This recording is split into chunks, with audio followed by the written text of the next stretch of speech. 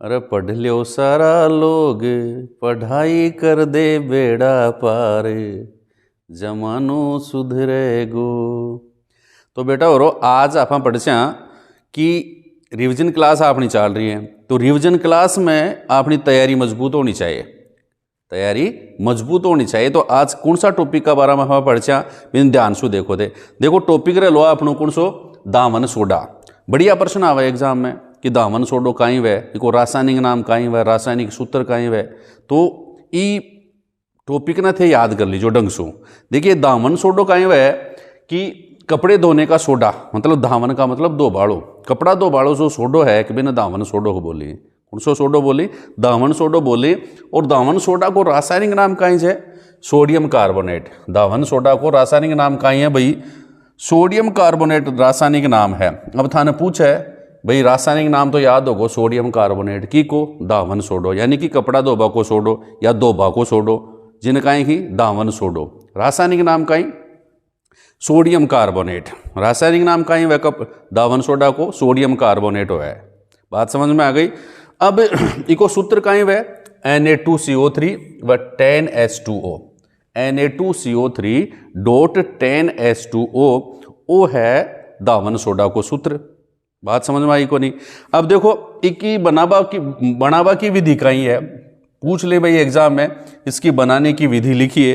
तो इन्हें दामन सोडो कहीं बना है, इनकी बनावा की विधि कहीं है, तो इन्हें ध्यान से सुनो भाई कि जब बेकिंग सोडे को गर्म किया जाता है तो सोडियम कार्बोनेट बनता है।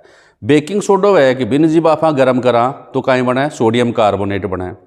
बेकिंग सोडो है कि बिन खाबाड़ो सोडो बिन जब गर्म कराना तो कहीं बना है सोडियम कार्बोनेट बना है। और सोडियम कार्बोनेट को पुनः क्रिस्टलीकरण जब कर दिया तो कहीं बन जाए दामन सोडा बन जाए। क्या बन जाता है भाई दामन सोडा। कैसे बना है भाई सोडियम कार्बोनेट बना है। पहले तो कैसे बना है सोडियम कार्बोनेट, बेकिंग सोडा ना गर्म करे यार सोडियम कार्बोनेट बनो। सोडियम कार्बोनेट को पुनः क्रिस्टलीकरण करो तो कहीं बन गो दामन सोडो बन गो। कहने का मतलब क्या है, जब बेकिंग सोडे को अपन गर्म करते हैं ना, बेकिंग सोडे को गर्म किया जाता है तो सोडियम कार्बोनेट बनता है। और सोडियम कार्बोनेट के पुनः क्रिस्टलीकरण से क्या बनता है बच्चा, दामन सोडा बनता है। कहीं बताओ ला अजी गुरुजी बेकिंग सोडो है कि बेकिंग सोडा ने पहले तो गर्म कर लिया, अब गर्म कर लिया जना वो बन जाए सोडियम कार्बोनेट। अब सोडियम कार्बोनेट को जब जना पुनः क्रिस्टलीकरण कर दें के पुनः क्रिस्टलीकरण करता ही क्या बन जाए भाई दामन सोडो बन जाए। क्यों, क्योंकि बी में कतरा जलकाणु जुड़ जाए भाई 10 जलकाणु जुड़ जाए हैं। ठीक है। Na2CO3 dot 10H2O। देखो अभिक्रिया कैसी वाली NaHCO3 वो बेकिंग सोडो है, sodium bicarbonate, baking soda sodium bicarbonate, baking soda sodium bicarbonate. इन्हें गर्म कर दिया तो कहीं बनो सोडियम कार्बोनेट बन गो Na2CO3, साथ में पानी बन गो और साथ में कार्बन डाइऑक्साइड गैस बन गई। बात समझ में आ गई। अब इको पुनः क्रिस्टलीकरण करा Na2CO3 प्लस 10H2O ठिकाने लिख दिया पुनः क्रिस्टलीकरण, पुनः क्रिस्टलीकरण लिख दिया को नहीं, पुनः क्रिस्टलीकरण कर दिया तो क्या बन गो भाई sodium carbonate Na2CO3 dot 10H2O और सोडियम कार्बोनेट बन गो या दामन सोडो बन गो। बात समझ में आ गई। तो दामन सोडा जो है इसके बारे में इस प्रकार से आप लोगों से प्रश्न बनते हैं, तो थे इन ध्यान से याद कर लो। अब देखो अगलो जो प्रश्न है तो जो थारे एग्जाम में पूछ ले कि भाई उपयोग कहीं की का दामन सोडा का, तो नाम सु तो थाना ध्यान है, नाम सु ध्यान पड़ जालो दामन को मतलब दो बाड़ो सोडो है, कौन सो है दो बाड़ो सोडो। तो कहीं काम आवा और यो तो कागज कांच व साबुन उद्योग में काम में ली, कागज बनावा में, कांच बनावा में और साबुन बनावा में दामन सोडो काम में ली। ठीक है ना। दूसरी बात बोरेक्स एक पदार्थ आवे, बोरेक्स बी का निर्माण में उसके उत्पादन में, समझ गया ना, बोरेक्स के उत्पादन में या बोरेक्स का निर्माण में दामन सोडो काम आवे।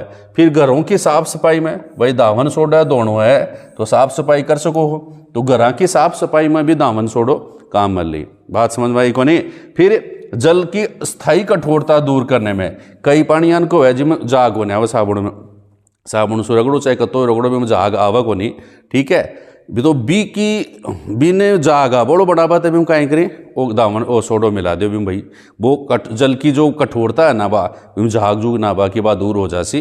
ठीक है, तो जल की स्थायी कठोरता जो है वह दूर करने में किसका उपयोग किया जाता है? धामन सोडे का उपयोग किया जाता है। ठीक है, धामन सोडो अगर थाने समझ में आगो तो थोड़ा सा और एग्जाम में बहुत बढ़िया प्रश्न पूछ ली थाने कि क्रिस्टलन जल कहीं वह क्रिस्टलन जल किसे कहते हैं, ये प्रश्न बन करके आएगा।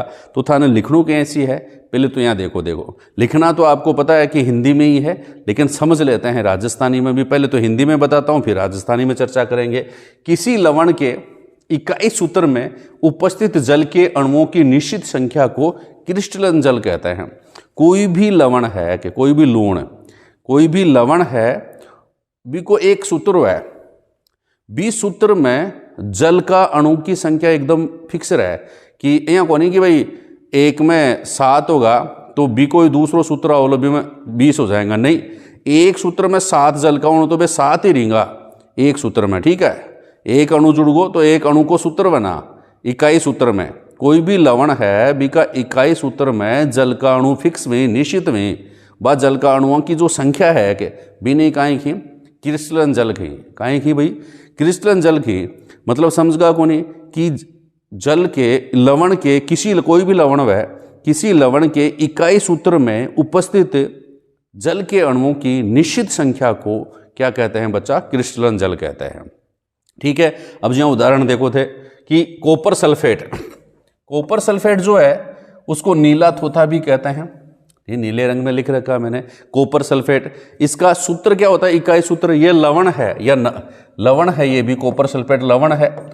तो लवण जो होता है कॉपर सल्फेट बी को इकाई सूत्र इकाई वह CuSO4.5H2O CuSO4.5H2O और इनमें 5H2O जो लिख रहा क्या ही इकाई ही जल का अणु ही और ई जल का जल का अणुआ नहीं कहीं की क्रिस्टलन जल की। समझ गो बात ने।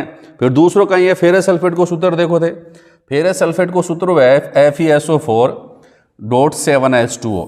फेरस सल्फेट को सूत्र कहीं वह FeSO4.7H2O। ठीक है ना, इस सूत्र में 7 जल का अणु ही कता जल का अणु ही भाई 7 जल का अणु ही।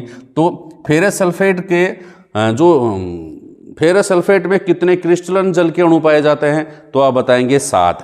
कॉपर सल्फेट में कत्ता पाए जाएं भाई क्रिस्टलन जल का अणु? थे बताओला 5। समझ गया बात ने। अब थानिया पूछ ले भाई सोडियम कार्बोनेट का में क्रिस्टलन जल का अणु कत्ता पाए जाएं? तो थे बताओला 10। और जिप्सम में 2 क्रिस्टलन जल का अणु पाए जाएं। और प्लास्टर ऑफ पेरिस पीओपी में आधो जल को अणु पायो जाए। यहाँ थे बता दोला तो थारा एग्जाम्पल भी याद हो जासी, क्रिस्टलन जल की परिभाषा भी याद हो जासी। कहीं है भाई क्रिस्टलन जल कहीं वह अरे कोई लवण वह भी को सूत्र वह भी सूत्र में जल का अणु निश्चित हुई बा जल का अणु की संख्या नहीं क्रिस्टलन जल की भाई क्रिस्ट जल तो है ही। ठीक है ना, लेकिन क्या मैं लवण का इकाई सूत्र में कोई भी लवण वह भी को एक सूत्र वह भी सूत्र में जत्ता जल का अणु हुई बन क्रिस्टलन जल की। समझ गया बात ने। ठीक है, अब देखो भी का उदाहरण था ना बताई दियो कि कॉपर सल्फेट है, फेरस सल्फेट है, सोडियम कार्बोनेट है, जिप्सम है, पीओपी है। कॉपर सल्फेट में कत्ता जल का अणु 5 जल का अणु, फेरस सल्फेट में कत्ता जल का अणु 7 जल का अणु, सोडियम कार्बोनेट में कत्ता जल का अणु 10 जल का अणु और जिप्सम में कत्ता जल का अणु 2 जल का अणु, पीओपी में कत्ता जल का अणु 2 जल का अणु। ठीक है, अन्य क्रिस्टलन जल की याद रखियो भाई।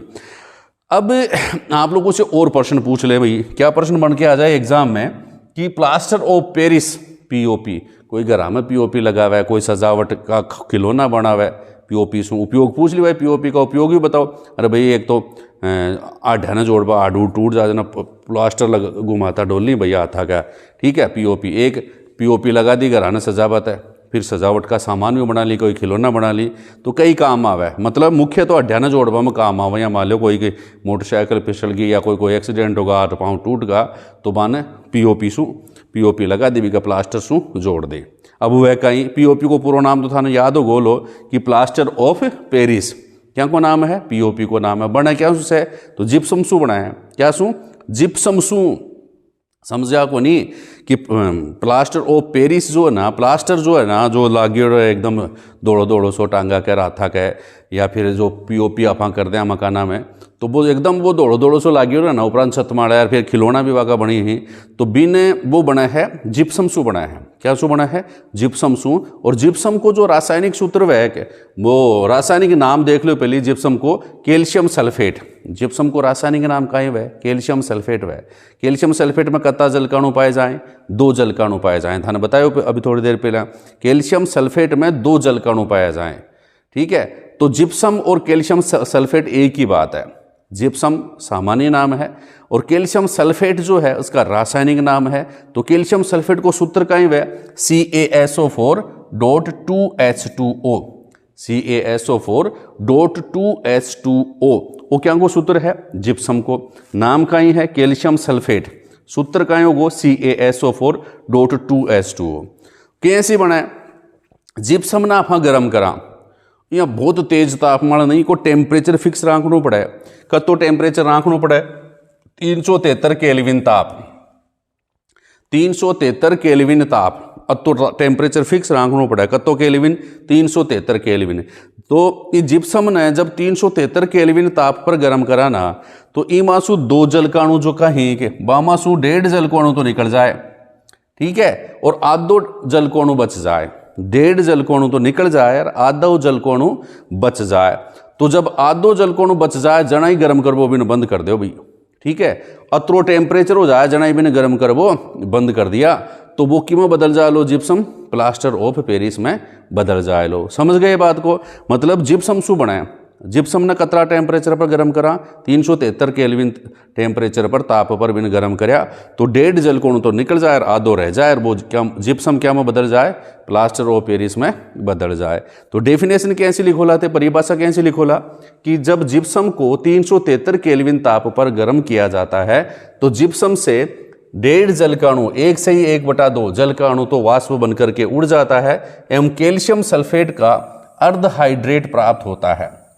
कैल्शियम सल्फेट का अर्धहाइड्रेट प्राप्त होता है। इसे ही हम क्या कहते हैं? प्लास्टर ऑफ पेरिस कहते हैं।